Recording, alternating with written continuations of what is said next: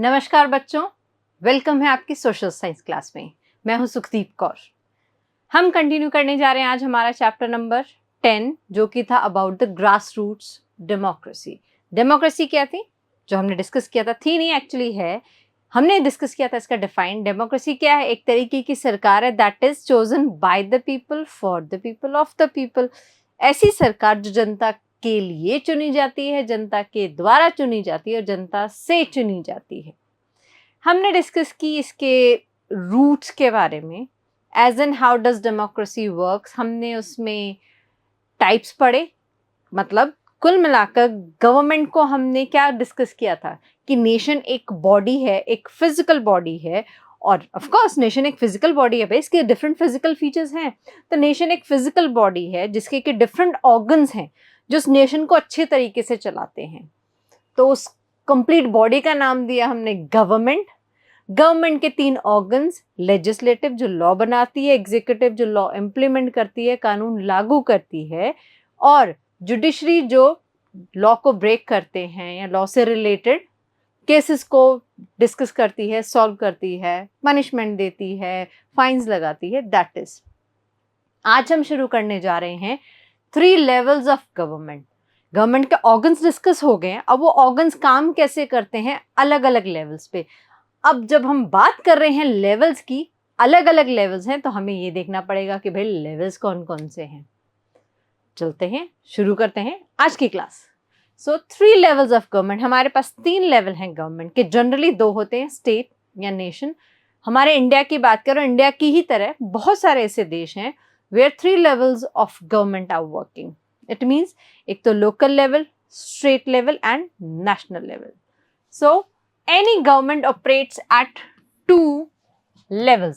ज्यादातर सरकारें 2 लेवल पर काम करती हैं, लोकल, नेशनल। लोकल जिसको कि मैंने आपको स्टेट का भी बताया, क्योंकि वहां पे इतना गैप नहीं हो सकता कि कंप्लीटली लोकल से डायरेक्टली नेशनल हो, तो वहां पे लोकल को स्टेट कंसिडर किया गया है, व्हाट्सएवर रेफरेंस आर देयर। तो state particularly we don't have any information कि हम ये जो 2 लेवल्स की बात कर रहे हैं किन किन देशों में है, तो हमने generally national level and local level consider किया है। इन मेनी कंट्रीज, इंडिया जैसे बहुत सारे देशों में, it functions eight 3 levels, local, state जो कि मैंने बताया, एंड नेशनल। 3 लेवल्स पे काम करती है। अभी 3 लेवल्स पे ये तीनों जो हमारे क्या है ऑर्गन्स, ये कैसे काम करते हैं? तो each level deals with different matters. हर एक level, local level different matter को डील करता है, स्टेट अलग को, नेशनल अलग को। अब आपके घर का एग्जांपल लेते हैं। घर पे आपके mummy papa 2 head of the family. Mama almost घर के सारे काम को डील करते हैं एंड पापा out of the house. If both are working, so दोनों मिलजुल के काम कर रहे हैं, so that kind of thing. But अब हम यहाँ पे डिस्कस कर रहे हैं एक देश के बारे में। तो देश में लेवल्स कैसे कैसे क्या क्या काम करते हैं। तो नेशनल लेवल पे सेंट्रल गवर्नमेंट काम करती है, स्टेट लेवल पे स्टेट गवर्नमेंट, और लोकल लेवल पर लोकल गवर्नमेंट काम करती है। तो तीनों लेवल्स में कौन कौन सी गवर्नमेंट है वो हमें क्लियर है, और ये इसका एलाबोरेशन है कि central government works eight the national level, state government works eight the state level, and local government works at the town और विलेज लेवल। बिल्कुल प्राइमरी लेवल की बात कर रहे हैं। 3 levels of dealing with the problem. ये जो 3 levels हैं, नेशनल, स्टेट एंड लोकल, ये तीनों ही एक ही प्रॉब्लम के बारे में डिस्कस कर रहे हैं, एक ही प्रॉब्लम को एक्सपीरियंस कर रहे हैं। So how do they work in the terms. कई बार प्रॉब्लम ऐसी आती है कि तीनों को अपने लिए अलग अलग सोल्यूशन ढूंढना पड़ता है। कई बार ऐसी प्रॉब्लम आती है कि तीनों की प्रॉब्लम तो सेम है ही, उसका सोल्यूशन भी सेम ही निकलेगा। तो सबसे पहले कौन सा जो लेवल है वो इसके लिए डील करेगा? तो जब तीनों की प्रॉब्लम एक है और सोल्यूशन भी एक है तो नेशनल लेवल डील करेगा। जब तीनों की प्रॉब्लम एक है बट उसका सोल्यूशन अलग अलग हो सकता है, क्योंकि लोकल लेवल पे रिक्वायरमेंट कुछ अलग हो सकती है उस प्रॉब्लम से रिलेटेड, स्टेट की अलग और नेशनल की अलग। समझ में आई बात? नहीं समझ में आई तो हम दोबारा से एक एग्जाम्पल के थ्रू पढ़ते हैं।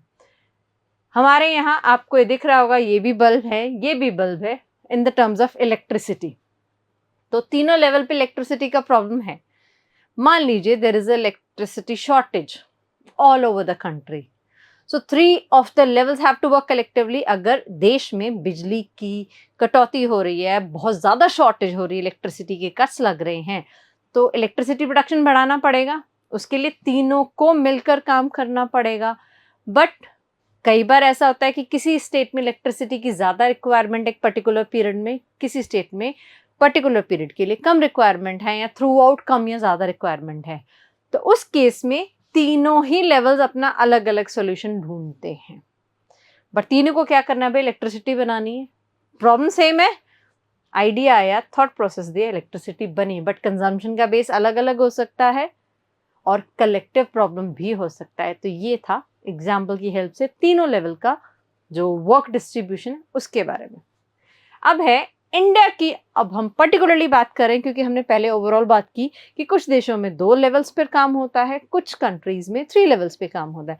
Now we are talking about India where a government works at 3 levels, same only, central level, state level and the local level, and the entire pyramid will be the same। क्योंकि हम यहाँ Indian government की बात कर रहे हैं, 3 levels की बात करें तो लेवल्स तो सेम रहेंगे, जस्ट मैनी कंट्रीज में से हम इंडिया को यहाँ हाईलाइट कर रहे हैं।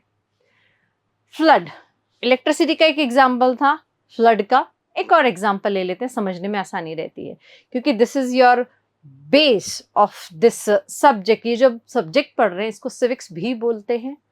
आपकी एक ही बुक है, उसमें अलग अलग चैप्टर्स हैं, जो पहले हमने ज्योग्राफी पढ़ा, फिर हिस्ट्री पढ़ा, अब कुछ चैप्टर्स हम सिविक्स के पढ़ रहे हैं। सिविक्स क्या है? It is about what is around you, that is governing a nation, who takes care of the things, आपकी ज़रूरतों का कौन ध्यान रखता है। तो ये सब चीज़ों के बारे में हम डिस्कस कर रहे हैं। तो उसी केस में अब हम फ्लड्स का अगर एग्जाम्पल लें, फ्लड्स कलेक्टिवली पूरे देश में एक साथ तो आ नहीं सकते, देश के किसी भी रीजन में पर्टिकुलरली इफेक्ट कर सकते हैं, तो वो लोकल प्रॉब्लम भी हो सकता है। हाँ, एक स्टेट ज़्यादा इफेक्टिव हो रहा है तो स्टेट प्रॉब्लम हो सकता है। अगर एक देश का ऑलमोस्ट एक हिस्सा ही अफेक्ट हो रहा है तो वो नेशनल प्रॉब्लम भी हो सकता है।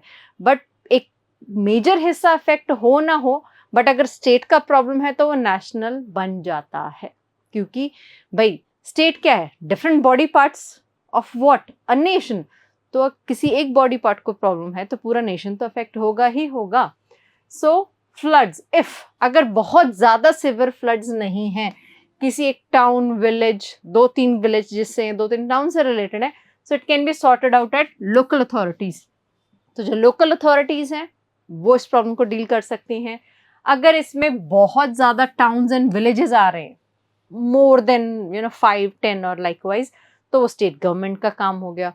काफ़ी ज़्यादा बड़ा एरिया कवर हो रहा है, एंड अगर बहुत ज़्यादा मैसिव सिवियर फ्लड है अफेक्टिंग वास्ट एरियाज, 2-3 स्टेट्स एक साथ कवर हो रहे हैं, 4-5 कवर हो रहे हैं, तो सेंट्रल गवर्नमेंट वहाँ काम करती है। क्या काम करती है? Particularly supplies the relief, and army मिलजुल कर काम करते हैं। तो वहाँ पे जहाँ पे सेंट्रल गवर्नमेंट अपना रिलीफ का काम करती है, मतलब जहाँ पे कोई प्रॉब्लम है, जैसे फ्लड्स आ गए, for example in many other countries like earthquakes do occur, तो ऐसी जगह जहाँ पे कोई नेचुरल डिजास्टर अकर करता है तो वहाँ आर्मी हेल्प करती है, नेशनल गवर्नमेंट बेसिक सप्लाईज भिजवाती है, खाना, पानी, blanket and all. So this is the structure of 3 levels of government working in case of floods occurrence.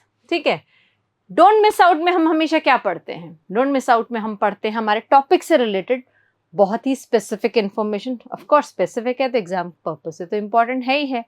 तो हम यहाँ बात कर रहे हैं डोंट मिस आउट में 2 मोटोज की। मोटोज लोगो जिसको बोल देते हैं, जैसे कि सत्यमेव जयते एक मोटो है, हमारे इंडिया के कंसर्न में लिया जाता है, लिखा भी जाता है, सत्यमेव जयते, सत्य की विजय हो, सत्य ही जीते। आप हिंदी में कोई भी सिंप्लीफाइड इसको स्टेटमेंट में समझ सकते हैं।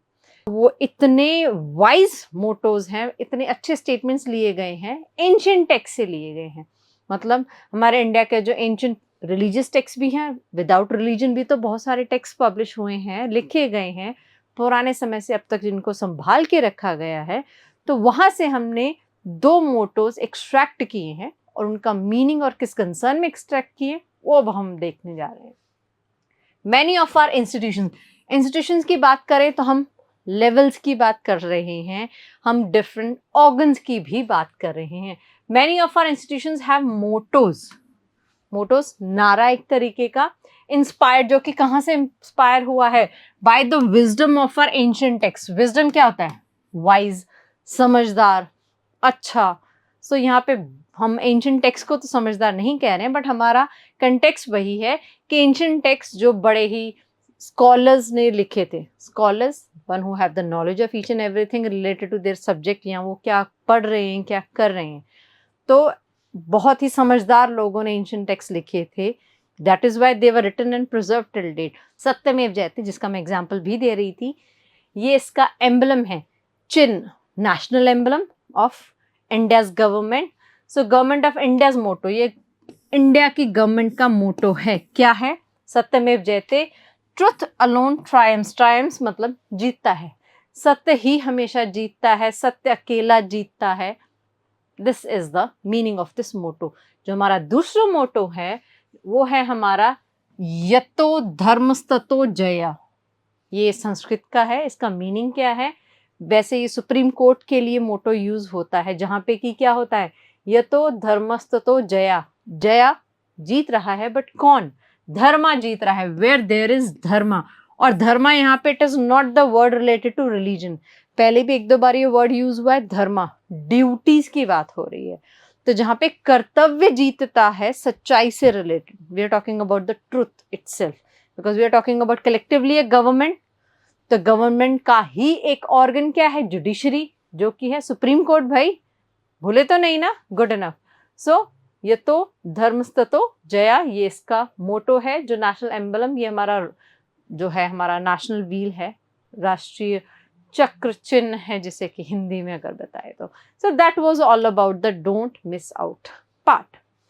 अब है हमारे गवर्नमेंट्स 3 ऑर्गन्स. जो हमारे 3 ऑर्गन्स हैं, उसके बाद हमने 3 लेवल्स की बात की. जो 3 ऑर्गन्स हैं, लेजिस्लेटिव, एग्जीक्यूटिव एंड जुडिशरी. अब वो काम कैसे करते हैं, उसमें कौन कौन से लोग होते हैं, कौन कौन से लोग होते हैं, उसका थोड़ा सा हमने डिस्कशन किया था हमारे पिछली क्लास में. आज उसको डिटेल में पढ़ लेते हैं. कौन लोग होते हैं, क्या काम करते हैं, ऑफ कोर्स कैसे काम करते हैं वो भी हम डिस्कस करेंगे. सो जुडिशरी में ऑल इंडिया में सुप्रीम कोर्ट सबसे बड़ा कोर्ट है, जो कि कहाँ पे होता है भाई?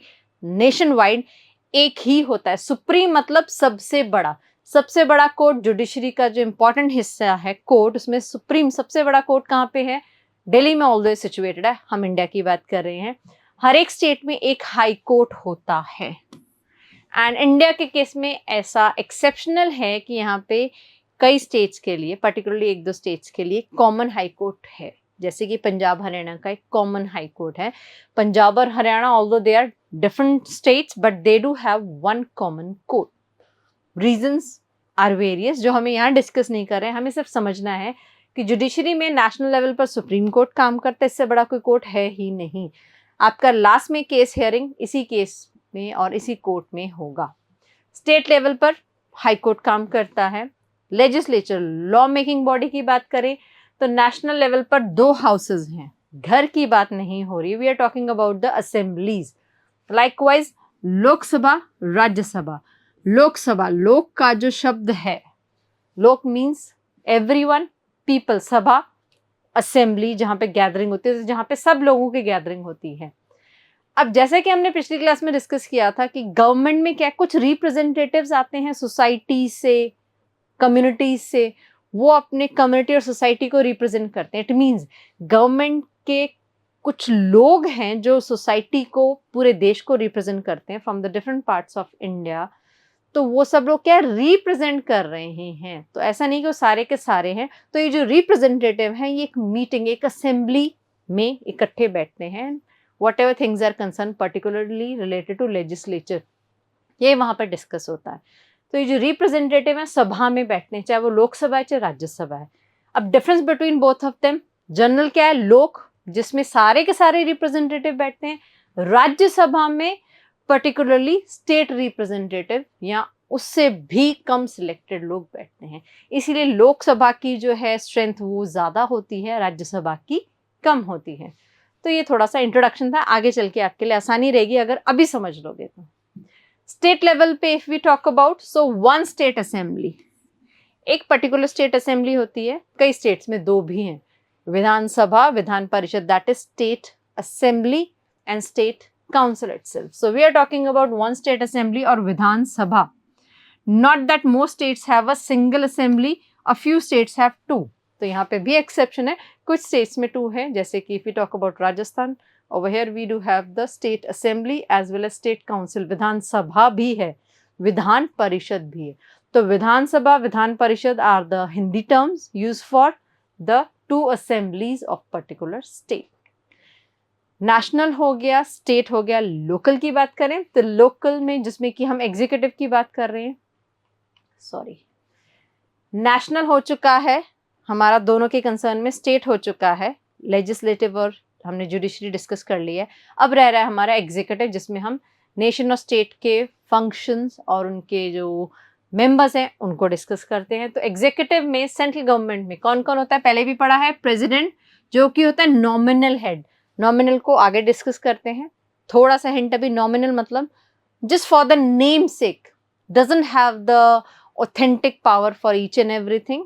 लाइकवाइज तो जैसे कि मॉनिटर का एग्जांपल है, monitor is a nominal head of the class, but actual power किसके पास होता है, क्लास टीचर के पास होता है.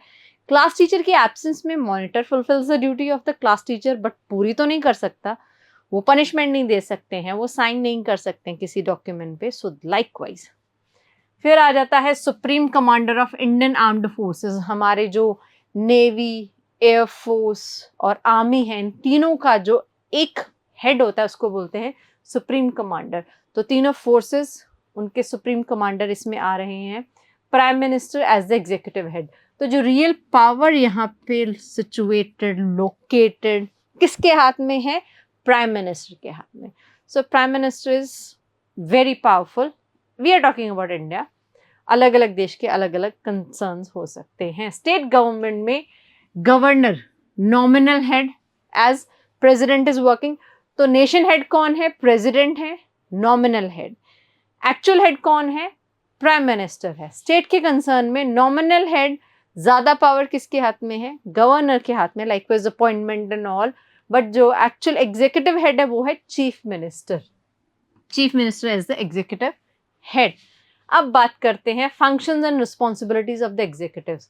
तो यहाँ पे जो हमारे पास था जुडिशरी लेजिस्लेचर में, तो इनके जो मेंबर्स हैं, राज्यसभा के मेंबर्स, लोकसभा के मेंबर्स, ये लॉ से रिलेटेड काम करते हैं. एंड जुडिशरी में जजेस एंड लॉयर्स होते हैं. तो इनके कुछ specific variety we don't have in the terms of executive, but हाँ, एग्जीक्यूटिव के फंक्शंस एंड रिस्पॉन्सिबिलिटीज हमारे पास यहाँ पे हैं. तो सेंट्रल लेवल पे defence, armed forces, foreign affairs, कोई भी पॉलिसी, किससे वॉर चल रहा है, किससे फ्रेंडशिप कंसर्न्स चल रहे हैं, all these things are handled by this department. Atomic energy, communications, currency, interstate commerce, business से रिलेटेड, एजुकेशन, नेशनल पॉलिसीज. तो ये सारा इनका डिसीजन कौन लेता है, एग्जीक्यूटिव्स में जो सेंट्रल गवर्नमेंट में है वो लेते हैं, जिसमें कि मिनिस्टर्स आ जाते हैं सारे. स्टेट गवर्नमेंट में पर्टिकुलर स्टेट से related policy, law and order बनाना, लॉज को इम्प्लीमेंट करना, public health, education, agriculture, irrigation.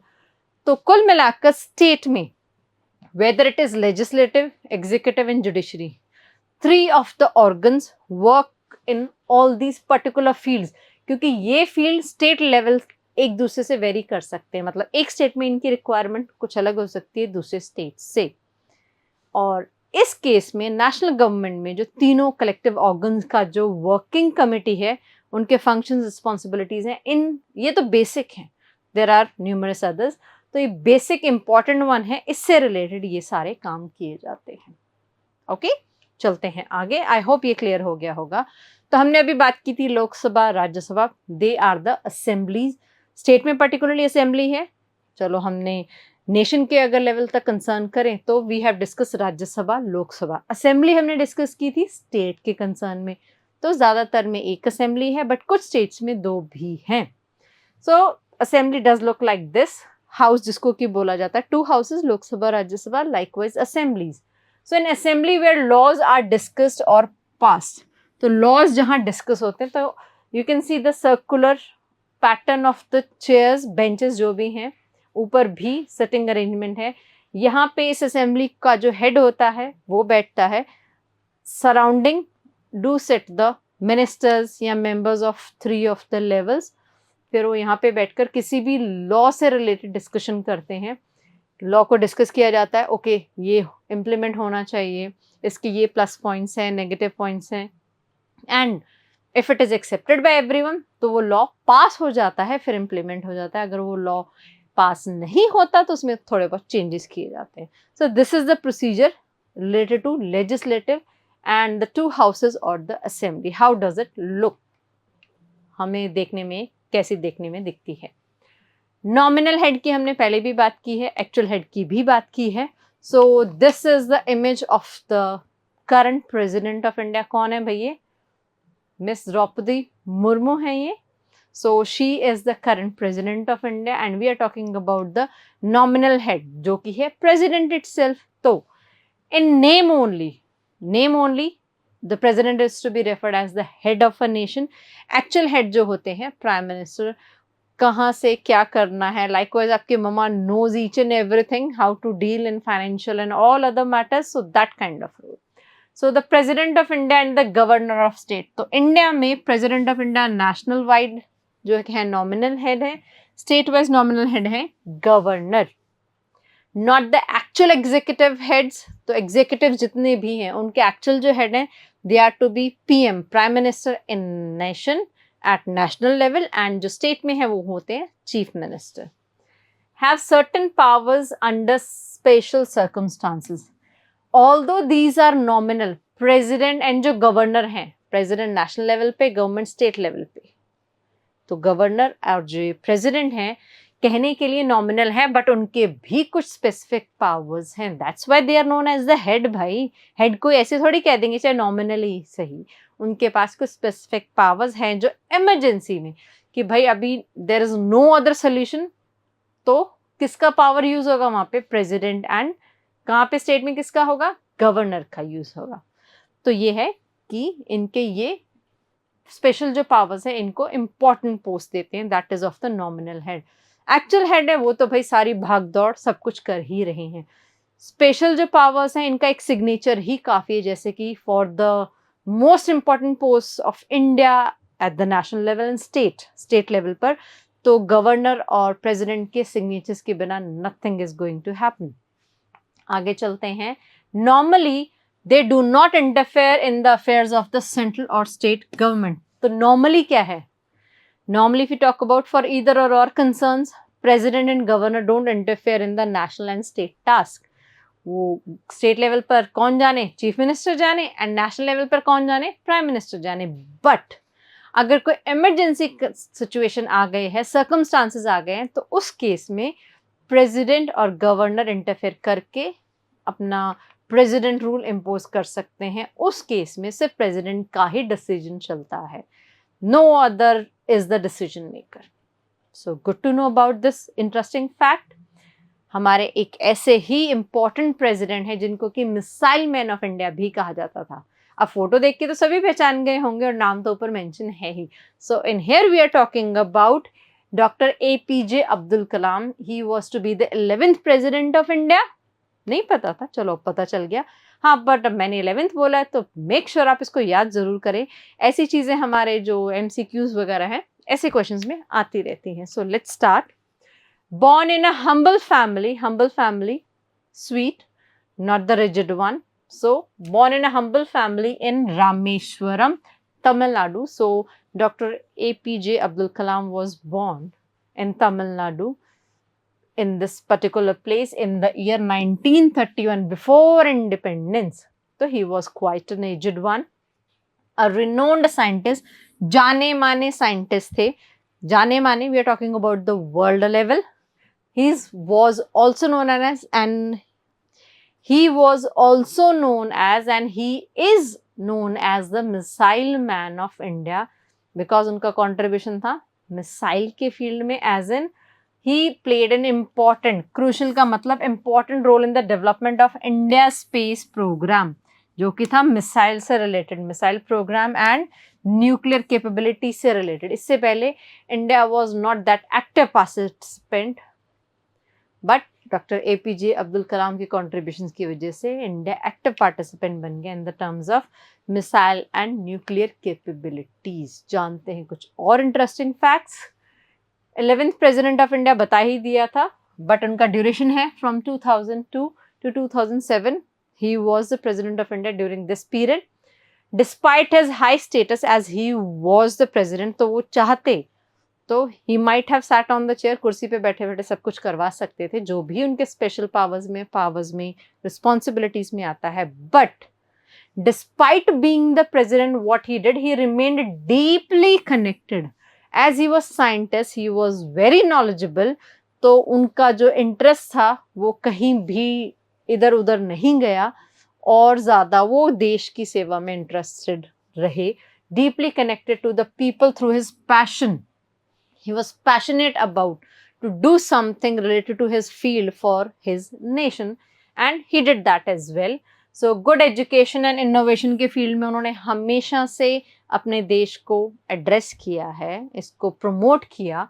Inspired million, उन्होंने throughout his lifetime he inspired millions of people from India just to become scientists or to achieve great in their life, devoting it for their nation, their motherland. अपनी मातृभूमि के लिए कुछ ना कुछ ऐसा great achieve करने के लिए उन्होंने मिलियंस ऑफ पीपल को, मिलियंस ऑफ बच्चों को पर्टिकुलरली क्या किया, इंस्पायर किया।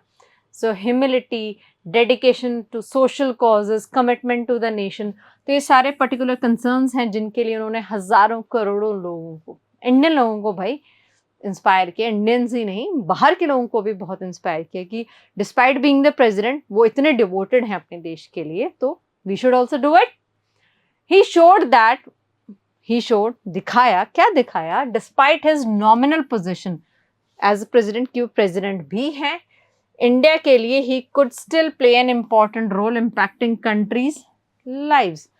तो जैसा कि मैंने कहा, प्रेसिडेंट होने के बावजूद उन्होंने बहुत इम्पोर्टेंट रोल प्ले किया इंडियन लोगों के लिए और हज़ारों करोड़ों लोगों की लाइफ पर एक पॉजिटिव इफेक्ट डाला उन्होंने। अभी फिर से एक फ्लैशबैक हो जाए इन द टर्म्स ऑफ, हम डॉक्टर एपीजे अब्दुल कलाम को ही डिस्कस कर रहे हैं, तो उनके डिफरेंट सेइंग है, इंस्पायरिंग उनके स्टेटमेंट्स हैं। So millions of people had gone through it, might भी हमारी भी दुनिया बदल जाए। So let's discuss one of them. To succeed in your mission, अगर आपको अपने मिशन में अपने गोल्स को अचीव करने में कामयाब होना है, you must have single minded devotion to your goal. आपको 50 चीजें दिमाग में नहीं रखनी है, आपका एक गोल होना चाहिए, you should work for it. Right now आप हैं 6th क्लास में, so what should be your single minded goal? I have to score 100, whatever your thought processes related to education. अगर आप स्पोर्ट्स से related हैं, आपको कोई particular sports अच्छा लगता है, तो कहने का मतलब आप जो भी करें अपनी लाइफ के, आपको एक सिंगल माइंडेड गोल डिसाइड करना चाहिए कि भाई मुझे तो अचीव करना ही करना है, and you should work and give your 120 best. अगर 120 बेस्ट दोगे तो ही 100 बेस्ट आता है। हमेशा ज़रूरत से ज़्यादा मेहनत करनी पड़ती है, तब हम अपनी एक्सपेक्टेशंस को सिर्फ मीटअप कर पाते हैं। अगर उनको मीटअप नहीं करना, ओवर अटेम्प्ट करना है, तो भाई मेहनत तो बहुत लगेगी। चलते हैं इसी मेहनत की बात करते हुए डेमोक्रेसी। डेमोक्रेसी को चलाने के लिए भी बहुत मेहनत चाहिए। डेमोक्रेसी क्या है? A type of government. तो इस टाइप ऑफ गवर्नमेंट को डिस्कस करें और किस तरीके की मेहनत चाहिए, इसको भी डिस्कस करते हैं। So one of the foundation stones, foundation stone जैसे कि घर को बनाने के लिए, कंस्ट्रक्ट करने के लिए फाउंडेशन बनाना पड़ता है। सो likewise one of the foundation stones of the systems of governance adopted by most countries of the world. तो कहने का मतलब, शब्दों पर मत जाइए, अर्थ पर जाइए। अर्थ क्या है? Democracy is a type of government, या कहें कि हमारा गवर्नमेंट का स्ट्रॉन्गेस्ट बेस है, जो कि क्या है, सरकार किसके लिए होती है? जनता के लिए होती है, जो जनता के लिए काम करे, उनके भलाई के लिए काम करे। अब डेमोक्रेसी तो है ही जनता की सरकार, तो स्ट्रॉन्गेस्ट फाउंडेशन स्टोन हुआ ना भाई, सबसे मजबूत पत्थर हुआ फाउंडेशन का, to establish a government. So democracy यही है। It comes from two Greek words, demos that is people, kratos that is rule or power. So क्या हुआ? Rule of people, power of people. So democracy literally means the rule of the people. ये हुआ हमारा democracy का meaning और वो कौन सी language से लिया गया है. So the words I am highlighting, make sure you are learning that. Can all people actually rule? हम एक देश की बात कर रहे हैं, किसी भी देश की बात कर लीजिए. Let's talk about India itself. भाई इंडिया के रहने वाले तो इंडिया की बात तो होगी ही होगी. तो यहाँ पे क्वेश्चन पूछा गया कि क्या सारे लोग रूल कर सकते हैं एक्चुअली? क्योंकि अब तक हमने क्या डिस्कस किया? We have discuss that some representatives, those who represent their particular society और कम्युनिटी ऑफ आवर नेशन, वो गवर्नमेंट का हिस्सा होते हैं. तो क्या सारे के सारे लोग रूल करने में कंट्रीब्यूट कर रहे हैं? So we have two answers, yes and no, directly, indirectly. तो डायरेक्टली क्या है? लोग जो हैं सारे के सारे कंट्रीब्यूट नहीं कर रहे हैं और कर भी रहे हैं. कैसे भाई? डायरेक्टली कंट्रीब्यूट ऐसे कर रहे हैं, इलेक्शंस होते हैं. बीइंग इन 6th क्लास, जैसे कि बीइंग इन 6th क्लास मतलब 6th क्लास में शायद पता हो कि गवर्नमेंट जब बनती है आफ्टर एवरी 5 years, हर 5 साल बाद गवर्नमेंट चेंज होती है. नहीं पता था तो अब बता दिया. अब हर बार हर 5 साल बाद अगर गवर्नमेंट बदल रही है मतलब उसके मेंबर जो हैं, जो लोग हैं वो बदलेंगे. तो बदलेंगे कैसे? कोई ना कोई तो उन्हें सिलेक्ट करेगा. तो कौन सिलेक्ट करता है? We the people, not you. You are the small kids. जब आप 18+ हो जाओगे, 18 साल से ज्यादा की उम्र के हो जाओगे और 18 के भी हो जाओगे, आप वोटिंग कार्ड बनाइए, वोट डालिए. अब वो लंबा प्रोसेस है, वी विल नॉट डिस्कस. हमें यहाँ क्या जानना है? हमें जानना है कि क्या सभी लोग एक्चुअली रूल करते हैं? हम लोग एक्चुअली रूल नहीं करते, बट इनडायरेक्टली हम लोग रूल कर रहे हैं, क्योंकि हम ऐसे अपने रिप्रेजेंटेटिव को चुन रहे हैं जो आकर किसी और का फेवर ना ले, सच को सामने रखे, सच से रिलेटेड काम करे. मतलब उनका काम क्या भाई? मेंबर ऑफ द गवर्नमेंट या जो पार्ट्स ऑफ द गवर्नमेंट के जो हैं, एग्जीक्यूटिव्स कह लीजिए, लेजिस्लेटिव के कोई भी हैं, तो इन सब का काम क्या है? मिनिस्टर्स का काम क्या है? जनता की भलाई का काम करना. तो वो होना चाहिए. So yes, we do rule the government और we do rule but not directly. So it is clearly not possible, क्योंकि अब करोड़ों की जनता है, millions of people are there. Now, is it possible that all those millions of people are going to come on one conclusion या one decision? किसी भी problem को discuss कर लीजिए. क्या आप ऐसा मानते हैं, ऐसा सोच सकते हैं कि हजारों लोगों की एक ही सजेशन हो सकती है? हजार छोड़ो भाई, you are 4 or 5 members within a family. Let's talk about your class. सबसे अच्छी चीज, हम फैमिली भी नहीं जाते, देश तक भी नहीं जाते, हम बीच में रहते हैं. Let's talk about your class. Class में 2 ग्रुप्स में झगड़ा हुआ या किसी कॉमन टॉपिक को लेके झगड़ा हो गया, 2 ग्रुप्स बन गए. नाउ अब दोनों ग्रुप्स को टीचर ने क्या कहा? Both should apologise to each other, but neither of you are doing that. तो इसका मतलब क्या है? ना एक ने गलती मानी, ना दूसरे ने गलती मानी. तो इसका मतलब सभी के सभी रूल करना चाहते हैं. That is not possible. तो किसी एक कॉमन रिजल्ट पे तो आना पड़ेगा. तो टीचर क्या करेंगे? कॉम्प्रोमाइज कराएंगे. चलो दोनों ही सॉरी बोल दो, दोनों ही माफी मांग लो, problem solve. So that kind of thing. तो actually they collectively can't rule, but हाँ इनडायरेक्टली कैसे करते हैं वो मैंने बता दिया है. जैसे कि some principle applies at the state and national levels, कि कुछ रूल्स रेगुलेशंस को स्टेट को फॉलो करना होता है, कुछ को नेशन को फॉलो करना होता है. एज इन कुछ केसेस में स्टेट नेशनल, कुछ केसेस में स्टेट लेवल नेशनल लेवल के कामों में पार्टिसिपेट नहीं करेगा, इंटरफेयर नहीं करेगा actually. And national level state वालों के काम में इंटरफेयर नहीं करेगा.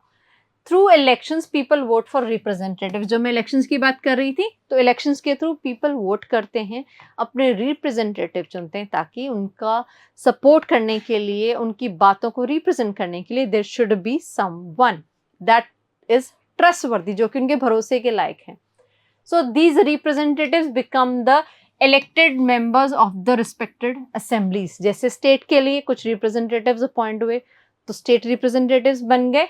जैसे कि स्टेट लेवल के लिए मेंबर्स ऑफ लेजिस्लेटिव असेंबली, इनका शॉर्ट फॉर्म है MLAs कहा जाता है.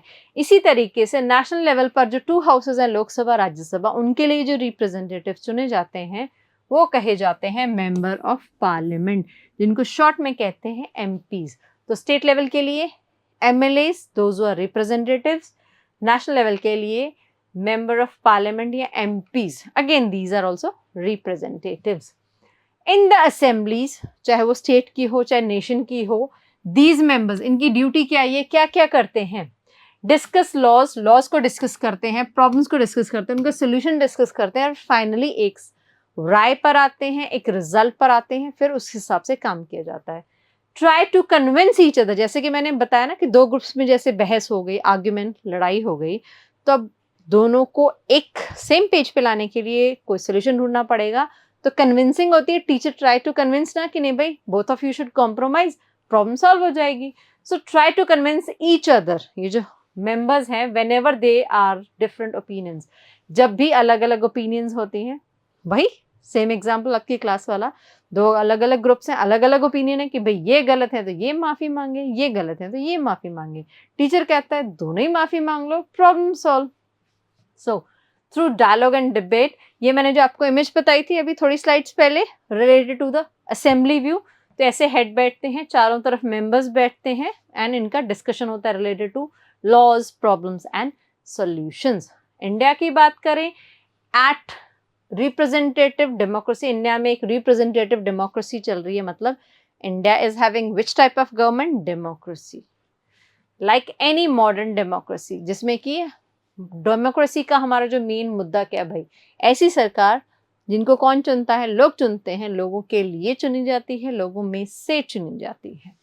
So it is the world's largest democracy, इतनी बड़ी डेमोक्रेसी नहीं है देश में in any of the countries of the world. If you consider Asia continent, कोई भी continent ले लीजिए, India one of the largest consider होती थी, अब इसको world's largest में enlist कर लिया गया है। अराउंड 970 मिलियन वोटर्स हैं इंडिया में, जो 2024 के इलेक्शन से हमें पता चलता है कि इतने लोग इंडिया में वोट डालने वाले हैं। तो इसको कंसिडर करते हुए इंडिया को वर्ल्ड्स लार्जेस्ट डेमोक्रेसी कहा गया है, ऐसी सरकार जिसमें इतनी सारी जनता का पार्टिसिपेशन होता है। Other than that there are several other forms, जैसे हमारी किंगशिप होती है जिसमें राजा होता है, राजा है तो वोटिंग तो काहे की होगी, राजा तो खुद की चलाएगा। So in principle all Indian citizen above the age of, बताया था कि 18 साल से जो बड़े हैं, 18 साल के हो जाते हैं, they can participate in the elections. तो ये हमारा इलेक्शन का प्रोसेस है, जैसे कि हमारा वोट के जो सिंबल्स हैं बिफोर इलेक्शन, ये होता है हमारा vote bank in which you have to give vote. ये जब आप वोट डाल देते हैं तो this kind of black straight line is to be drawn on to this finger point, आपके थंब के साथ वाला जो फिंगर है इस पर एक ऐसा ब्लैक सीधा लाइन बना दिया जाता है विद द इंक, जिससे कि ये पता लगे कि इसने वोट डाल दिए, दोबारा वोट ना डाल सके। एंड ये हमारा कुछ इलेक्ट्रॉनिक मेथड होता है, यहाँ पे थंब इम्प्रेशन दे दिए जाते हैं, जिसको भी आप सिलेक्ट करना चाहें उसके सिंबल के आगे you just have to press the button, यहाँ पे लाइट ब्लिंक हो जाएगी एज यू कैन सी, इसका मतलब आपने वोट डाल दिया है। फिर वोट काउंट होते हैं, फिर one who wins they becomes the particular MPs और एमएलएज।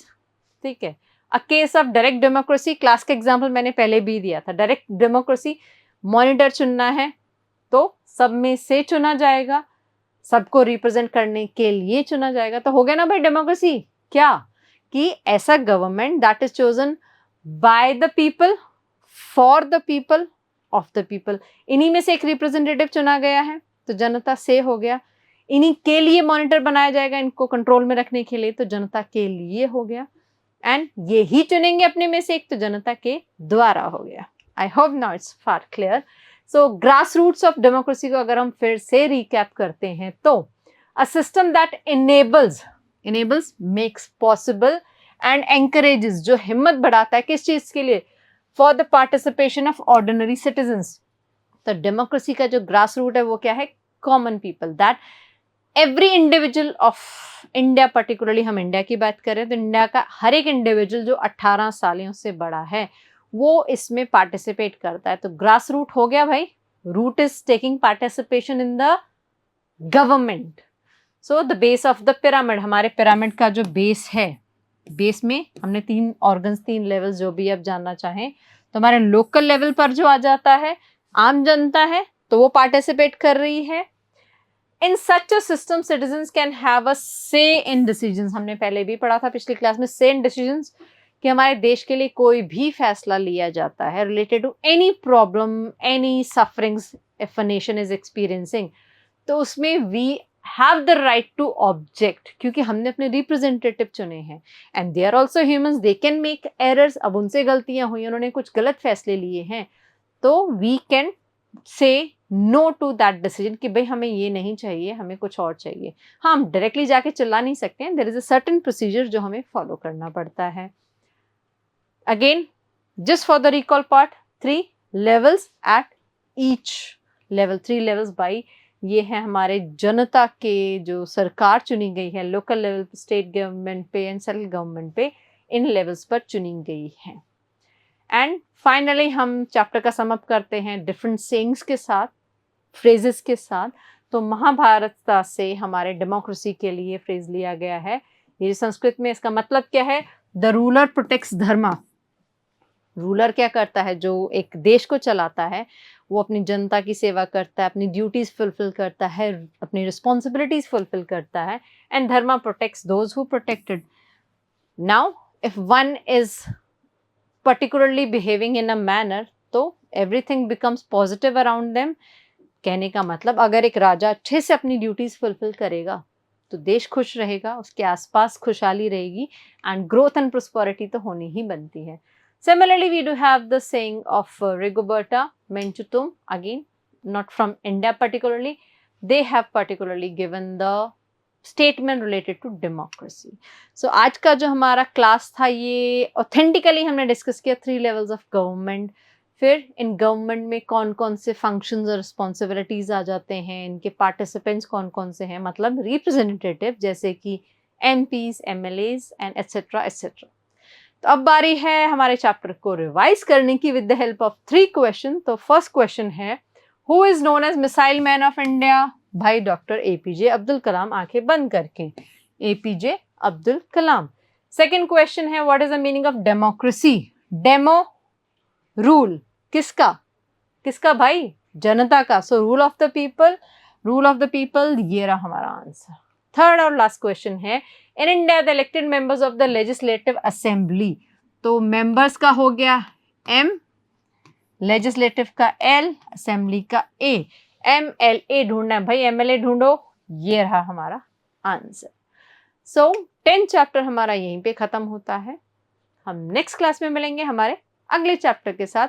हाँ, वो भी सिविक्स का ही होगा, मतलब we are going to know more about our India, यहाँ का जो गवर्नमेंट है, how does it work. So see you soon in the next class. Till then take care, bye bye.